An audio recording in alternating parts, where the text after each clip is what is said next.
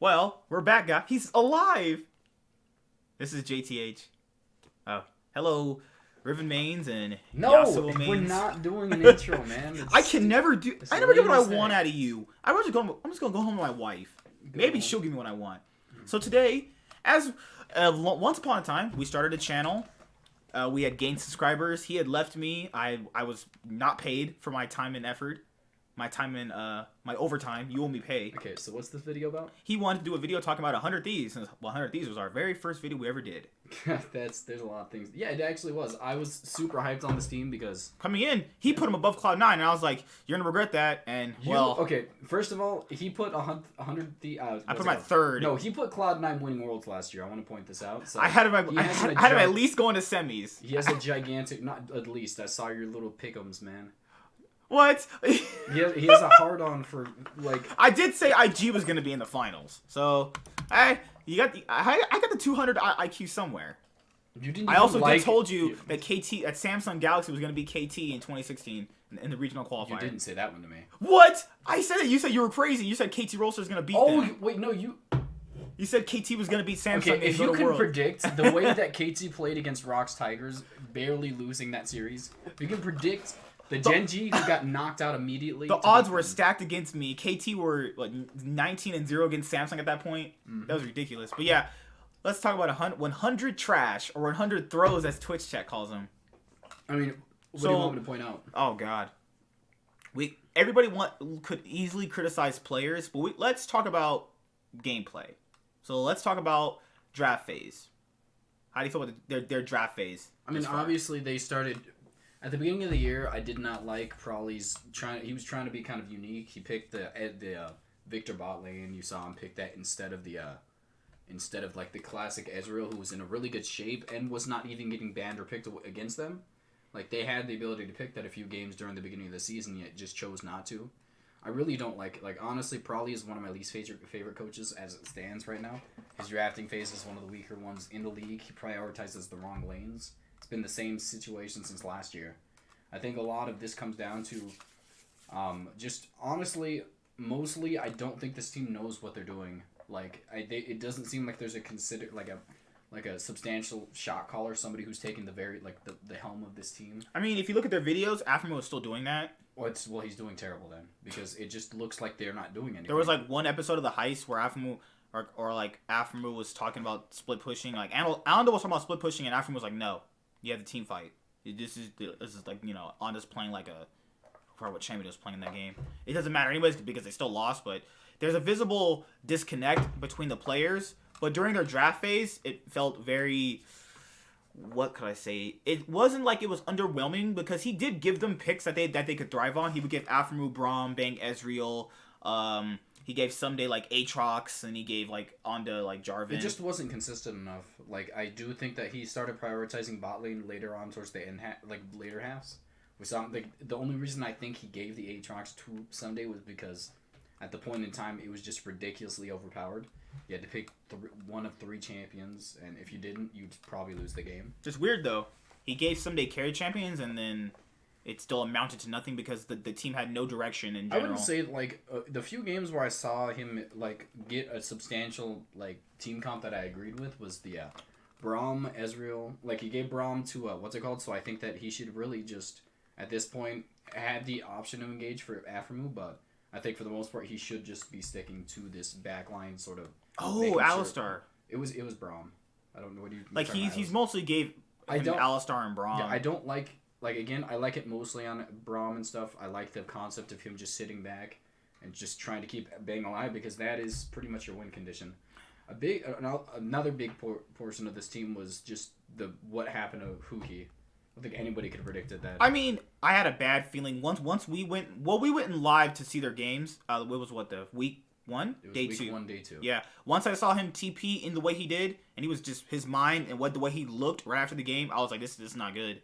Because I've seen him act like that before. I mean, when he's made bad plays like that, and he just mentally collapses. I mean, I was talking more about before the season. Well, that was like, I mean, if you look back before the season started, he didn't look incredible, but he was still an upgrade toward Ryu. He was like number 5 in the league for mid laners, if anything. I think he was in the top 5 at the very least. Yeah, some people say he's still bad, but he did. No one can say that actually watched the games. People are just referencing.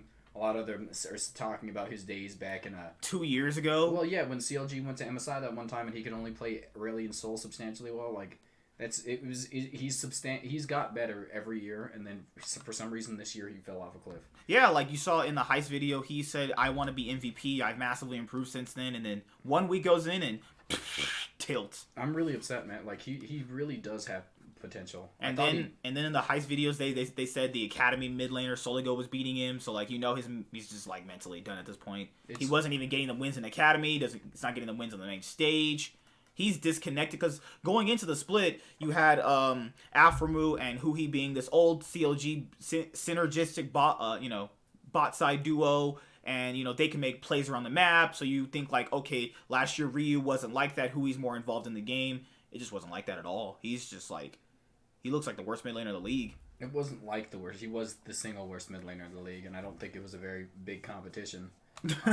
Competition for the worst? Yeah, I think he was very much in sole possession in first place there. But I think the big problem with this team just came down to Prawley's inability to properly prioritize what player on the team should be getting focus. Well, because you have like what could they play around? You can't play around bot side. You can literally play around ADC. Their win condition was playing around top. It wasn't. That's been their win condition since like last split. They could have played around ADC if they picked properly. Again, some of the comps did work, so I'm not saying this is the only. Again, the first thing was I do think that their pick comps were pretty substantially bad.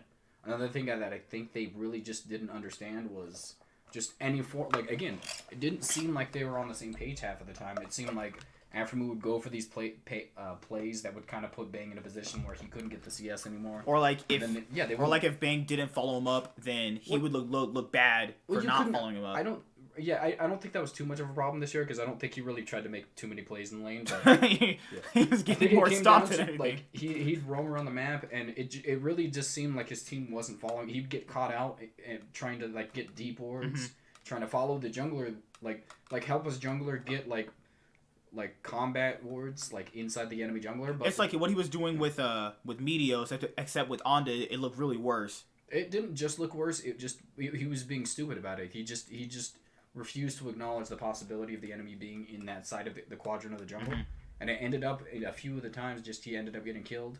And like again, lane priority is something you don't want to give up when you have a really good like ADC on your team. I don't think he needed to roam as often as he did.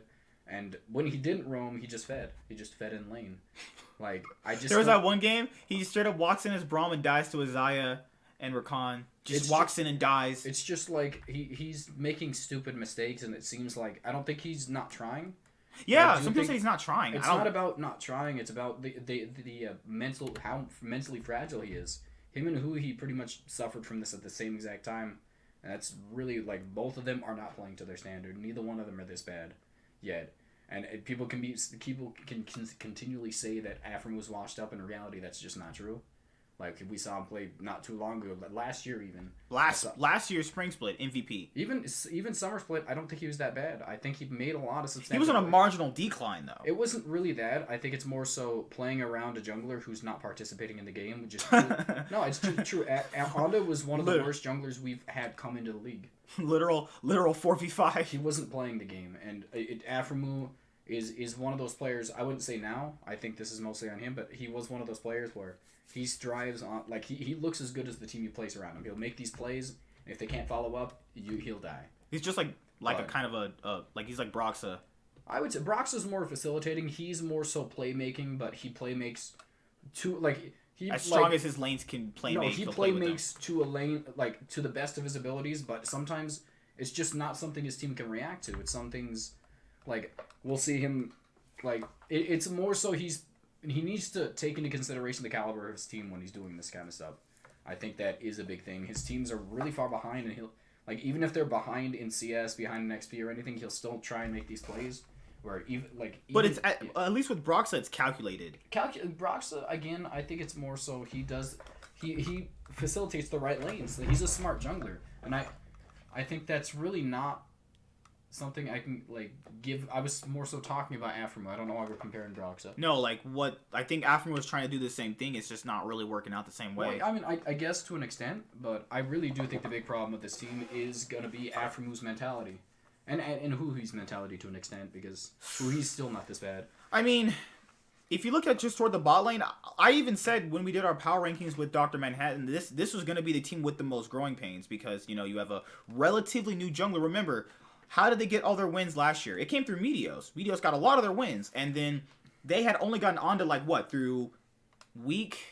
It was like week 7 of like the funnel meta or whatever. It was like week 7 or 6 of the funnel meta. It was like after Rift Rivals they got him. It wasn't week 7 though. It was like week 6, I think. It was right? way early into the season, I believe. Like they got him like in between Rift Rivals. Yeah, and it like was past Rift Rivals. The split's already over at that point. They were already like locked into like 3rd place though. I don't think he came. I don't think it was that late in the season, dude.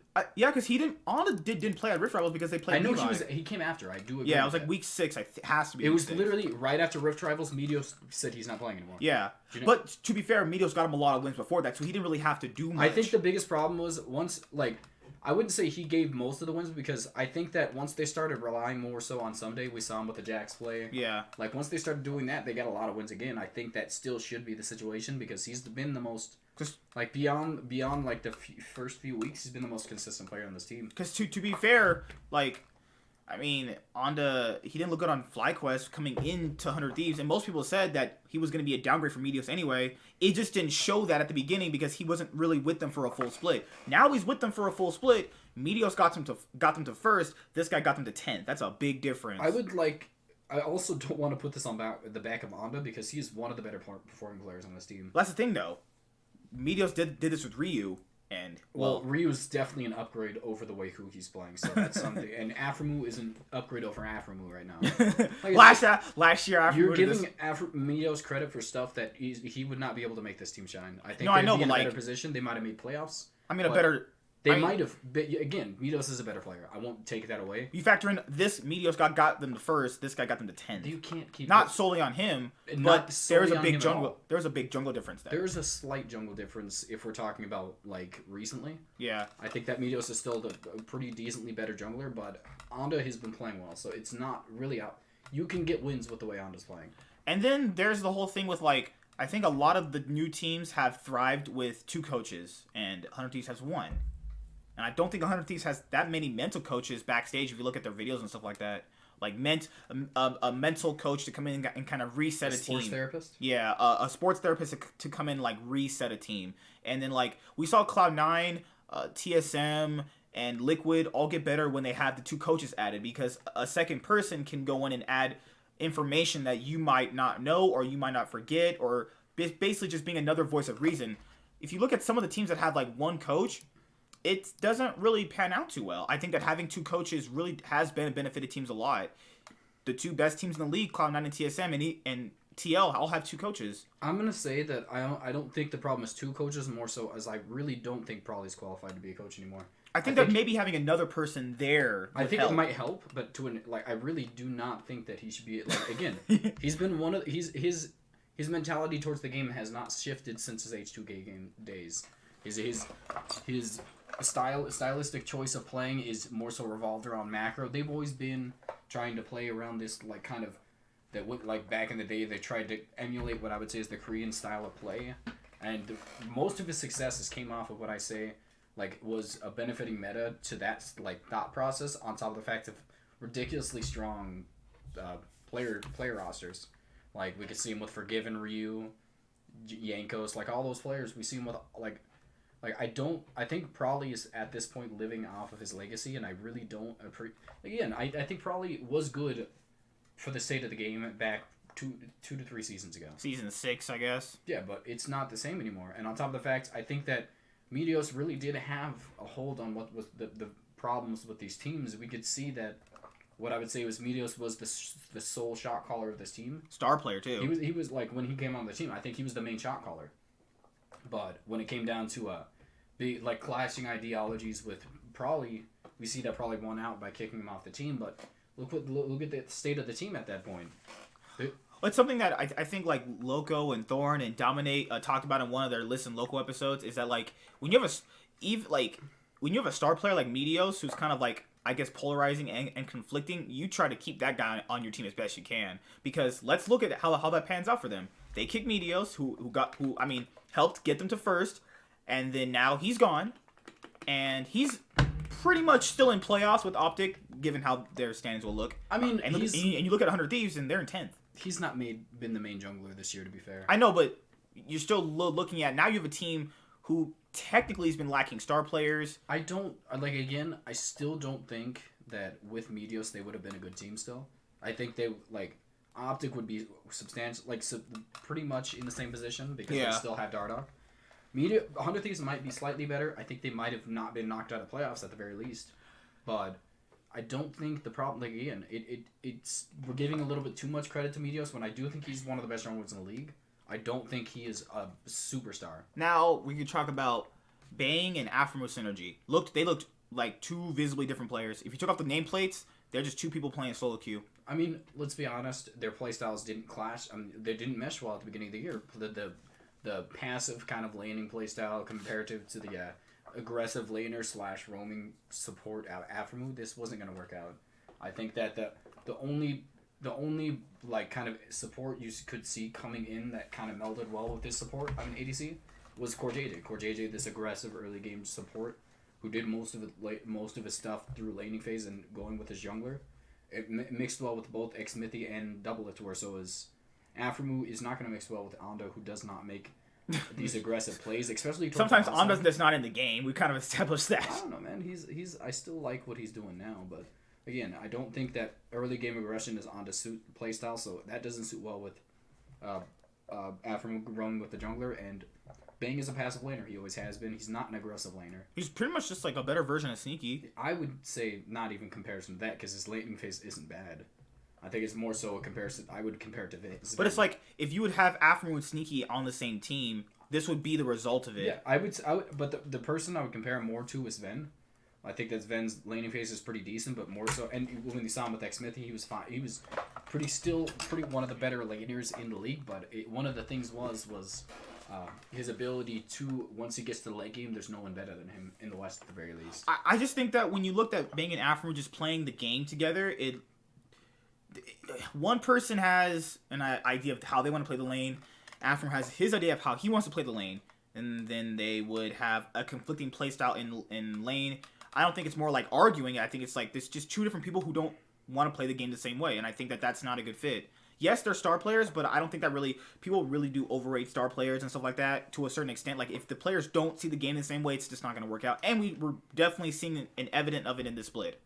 They're not seeing the game way the same way properly. Like, Aframo at certain points is like he's gonna roam, but he's like maybe Bang's like, no, I need you, and then he has to come back to lane, and then certain things that how they want to rotate out of bot lane. It's like little things like that really do matter. That could possibly be the case, but I think that if Aframo just wasn't terrible right now, it would have been fine with the clashing situations, because Bang is not a terrible laner.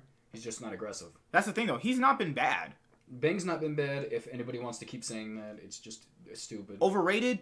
Maybe. No. I guess you could say that, but no. But can't say that. Because you can't really call him overrated, because let's say if Bang was at the top of his game and Aframo was still playing bad, you kind of have a conflicting. I think they just don't see the game the same way. I think that to fix the bot lane, you're gonna have to switch one of them out. That's really what you got to do, because if they don't see the game the same way, they're gonna not see the game when next splits. It's not even a question who they should switch out. Aframo's terrible right now. I mean, would you play Stunt though? Yes, I would play anybody over Aframo right now. With the way he's playing, he's not worth having on the roster. I like Aframo. He's been one of the most iconic supports in the league, but he's not to a level to which I would honestly want him on the team. I think Aframo is going through what every classic sports player goes through right now. They just have bad years, bad splits. I think he'll bounce back. I would honestly say that's probably possible. This is the first time I've ever seen this out of him. So I mean, last split wasn't much better, but again, it was pretty substantially better. But again, he's not been great for a little bit now. But I would compare it to Huni, who's had these little slumps throughout his entire career, but always does bounce back at the end of the day. So. And then we haven't really checked. A lot of people do say that Onda and some days 2v2s are the worst in the league. Arguably, Broken Blade and Acadians are kind of bad, but They do kind of. I mean, That's one of the best top jungle duos in the league. Debatably, I guess. That's not even debatable. Who's better than them? You just don't like me. I don't. Yeah. Maybe I should take your wife from you. Good. I think if you look at Sumday's play, there's games where he looks like he's the Someday of last year, and then there's games where he looks like he doesn't really know how to help the team. Like I feel like what he wants to do is just not helping the team anymore. I think that the big reason as to why I think this is the case, again, it comes down to shot calling. I think if we look at his what was it? Aatrox game? It was the Aatrox game where he had a substantial lead against he was solo killing his laner. Oh, it was Broken Blade? He was beating Broken Blade on the Riven. Broken Blade against and let's look at that. What happened was they've gotten to a situation where instead of letting him press his advantage in the slide lane, they started grouping and forcing him to go continually get into these groups. Yet getting improper group what's it called? Improper team fights. Improper engages, so they couldn't get anything off. So Broken Blade continually got to farm up more and more.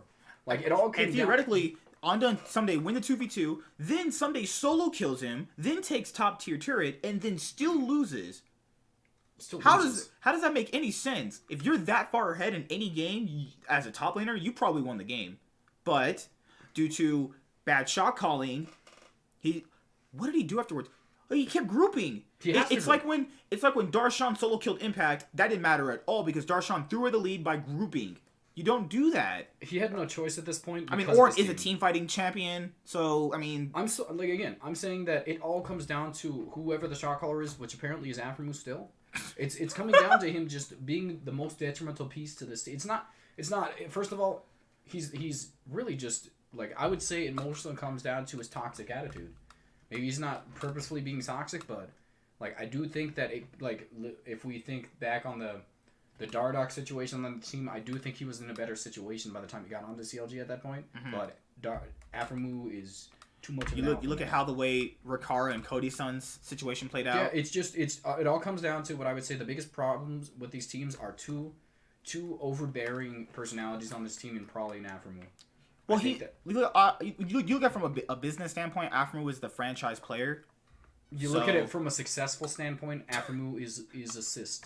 He's literally just he's draining the amount of success this team can. It's have. Let's flip the shoes and say this was like Fnatic and Fnatic had these problems and they were in 10th place and out of playoffs, which has never happened because their organizations never missed playoffs. But you look at how they would treat the player. Like if Reckless is your franchise man, you want to give him everything because you want to keep him as much as you can. Let's think about this. How's Kobe Bryant doing on the Lakers right now? Because he's retired. Exactly. There's points at which you need to realize that these players are past their productive phase. Even though if Kobe was playing, there would still be tickets being sold. The reality is, but his big team would still be losing. They would be losing, yeah, right. They'd be losing, and at that point, you have to realize what do you consider more valuable? Your success on the stage, or do you want these having a face of the franchise, or do you want these tickets sold? Do you want your uniform or your what's it called jersey sold? Yeah, it really depends. It depends because you look at if they keep Aphromoo has a big fan base. You sell jerseys, you sell a lot of apparel. You're still getting money. At the end of the day, you still have to have money for your organization. They don't need. First of all, this is gonna generate the money regardless. They could make him a streamer if anything, and I do think that Aphromoo still has the potential. I just think he needs a break. I think he needs to step back from the game for a little bit and see what's going on because, the way he's playing is just not beneficial to his team. It's the same thing I Will Dominate said on Listen Local about Piglet is that when he was with Team Liquid, that all they would do was just pander to whatever Piglet wanted. So theoretically, if 100 Thieves are doing that, you think that's a detriment to them? I think when it's not beneficial, just think about when Piglet was on the team, they were succeeding. To be fair, it's true, but they did have internal clashes. They had internal clashes because Dardoch at that point was a child. I Will Dominate. Yeah, I Will Dominate literally loved Piglet. Hello? The first time around when Piglet got benched, he said it was because he wanted to bench. Piglet had to change his character. He came in here thinking that he was going to be the big man. He came in a little bit past his world champion. But you see what I'm saying? You have a franchise player. You have to. If you want to keep this franchise player, it's like Schalke with just with Schalke and Upset. If Upset doesn't want someone on the team, they're not going to put someone on the team. The same thing with Bjergsen and TSM. Bjergsen said he opted into the changes that they had last year and this year. So if you want to keep your franchise player, you want to keep the fans happy, this guy is gonna make the calls. You need to make. If you want to keep your franchise player, you create a franchise player. You can make anybody the face of the franchise if they're good.